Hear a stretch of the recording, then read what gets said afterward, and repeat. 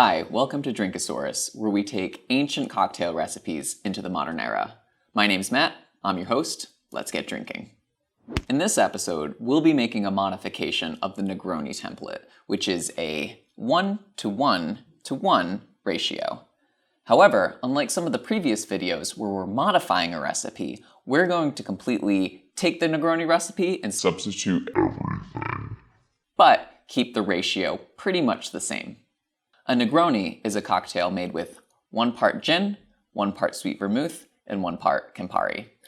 Given the alcoholic nature of it, it's a pretty intense drink, so what we're going to do is use the same ratios to make something completely different that'll be more modernized and more appealing to a wider variety of palates.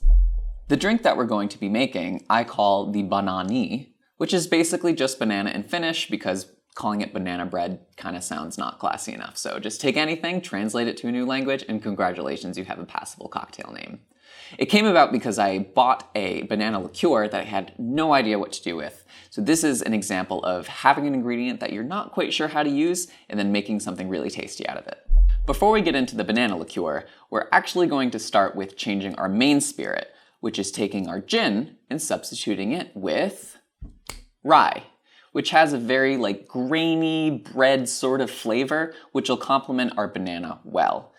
Mixing gin and banana will probably be disgusting, so rye is a good substitute.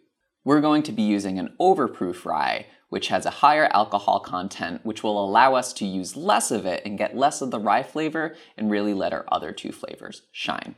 So the next step in making our drink is taking the Campari out of the recipe and substituting that with banana liqueur.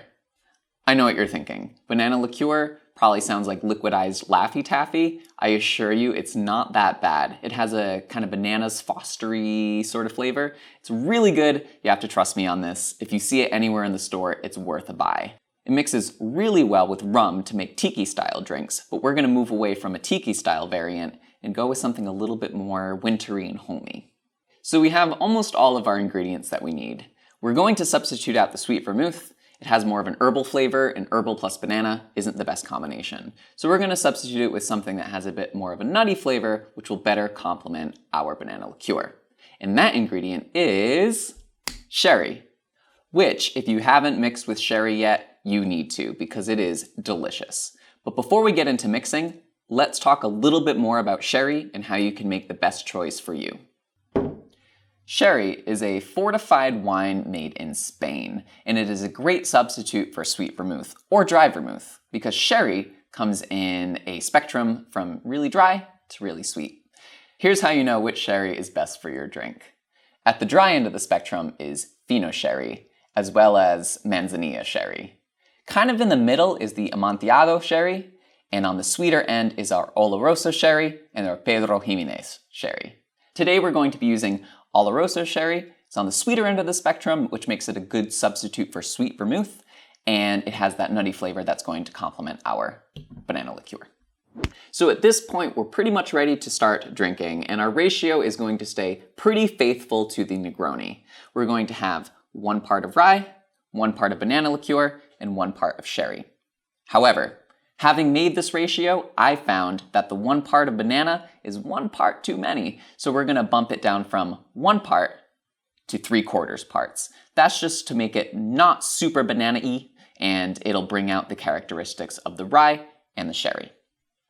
To add a little bit of extra spice to it, we're going to put in some Angostura bitters as well. That'll just add a little bit more spiciness to make everything tied together. And without further ado, let's make the Banaani.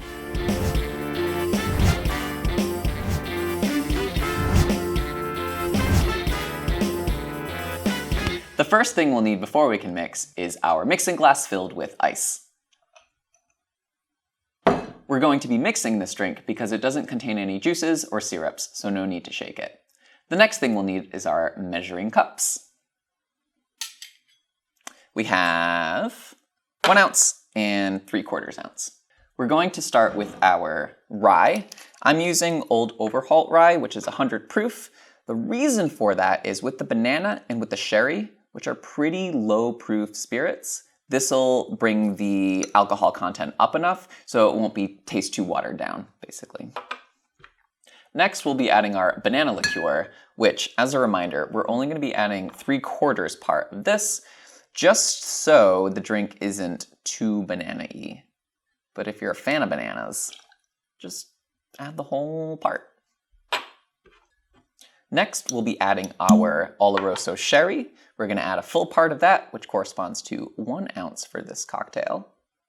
And finally, we're going to add our Angostura bitters, which are the most common bitters, and I don't know, between 1 and 2 dashes. I don't know if 1.5 dash is possible, but we're going to try it.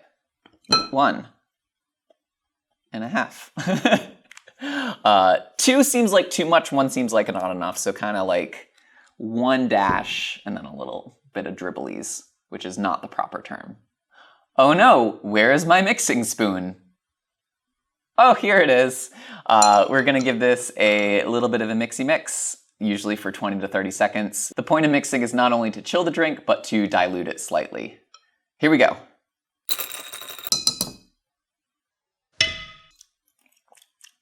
It's good.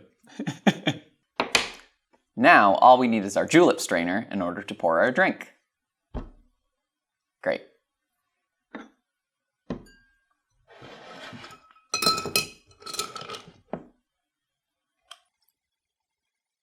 The last thing we'll need is a garnish.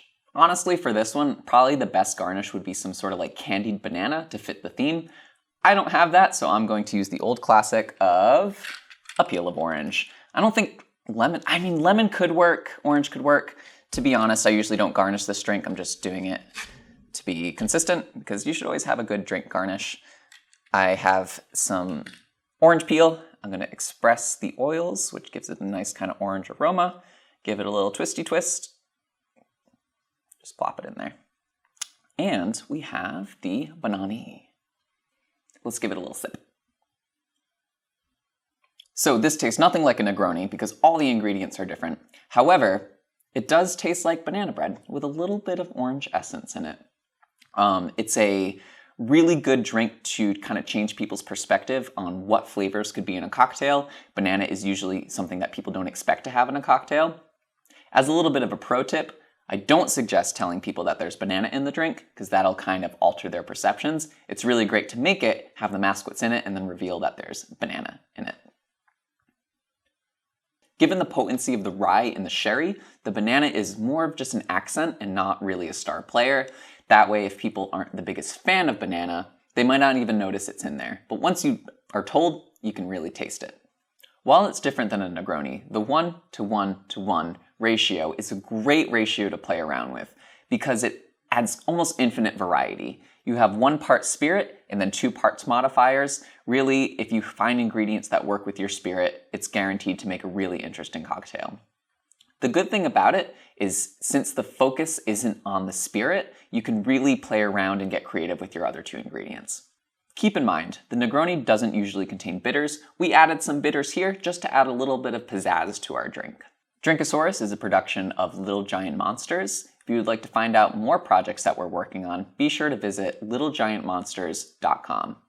We can be found on different social media platforms such as Facebook, Twitter, and Instagram. If you have any suggestions for future videos or just have a cocktail ingredient that you don't quite know what to do with, let me know in the comments so I can make a future video featuring this item. If you would like to see future videos, make sure to subscribe to Little Giant Monsters. Keep staying creative and, most importantly, drink responsibly. No.